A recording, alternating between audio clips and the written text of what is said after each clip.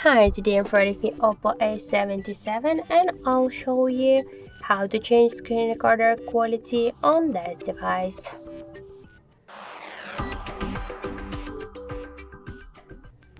So first open the settings app, then scroll down to the system settings. You will see here screen recording section, just tap on it and then tap to the definition.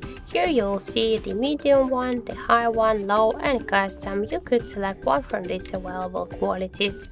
Also we get one more way how we could do that. Just open the control panel and find here screen recording icon. If you don't see here this icon, click here to the edit icon and you'll probably find it. Here in this down section, hold it and drag it to your panel, go back to save the changes and hold for a while screen recording icon, so you'll see the same screen recording settings, and by the same way you could change here the quality of your screen recordings. So that's it, thank you for watching, and if you find this video helpful, leave thumbs up and subscribe our channel.